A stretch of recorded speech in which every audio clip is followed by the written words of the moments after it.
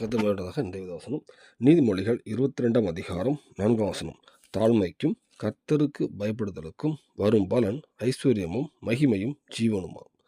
கர்த்தருடையதாக இந்த வசனம் பார்க்கும்போது ஒரு தாழ்மையாக இருக்கிறதுக்கும் கர்த்தருக்கு பயப்பட்டு இந்த உலகத்தில் வாழும்போதும் என்ன கிடைக்கும் அப்படின்னு வேதம் சொல்லுதுன்னா, நீங்கள் தாழ்மையாக இருந்து கர்த்தருக்கு பயப்பட்டு இருந்தீங்கன்னா 3 விஷயம் கிடைக்குமா. ஒன்று ஐஸ்வர்யம், மகிமை, ஜீவன். இந்த பூமியில் இந்த 3மே தேவை தான். ஒரு ஐஸ்வர்யமான ஒரு பொருளாதார தேவைகள், மகிமை, ஜீவன் எல்லாமே இந்த இதெல்லாம் இருக்குது. கர்த்தருக்கு பயப்படுதல்லையும் தாழ்மையில் இருக்குது.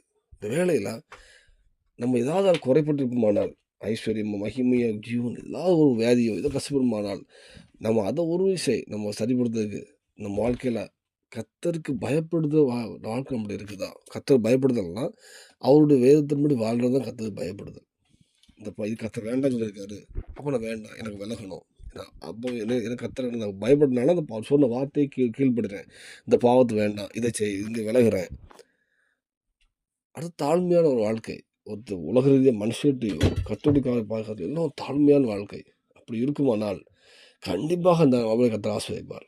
வேதத்தின்படி அப்படி ஒரு ஆள் இருக்கும்போதும் எல்லாமே பூமியில் ஒரு சாட்சி வாழ்க்கை தருவார். ஐஸ்வர்யமாக இருக்கட்டும், ஜீவனாக இருக்கட்டும், மகிமையாக இருக்கட்டும், பூமியில் தருவார். இந்த 3க்குமே வேதம் சொல்லுகிற ஒரே காரியம் இந்த காரியம்தான். தாழ்மையாக இருக்கணும், கர்த்தருக்கு பயப்பட்டு இருக்கணும். இந்த வேலையில் நம்ம அர்ப்பணிப்போம். இந்த வாழ்க்கை ஏதாவது குறைகள் இருக்குமானால் சரி செய்வோம். கர்த்தர் பலன் கேட்போம். பூமியில் எல்லாவற்றிலும் சாட்சியில் வாழ்க்கை வாழ கர்த்தருக்கு அர்ப்பணிப்போம். எனக்கு விசுவாசம் அமையும்.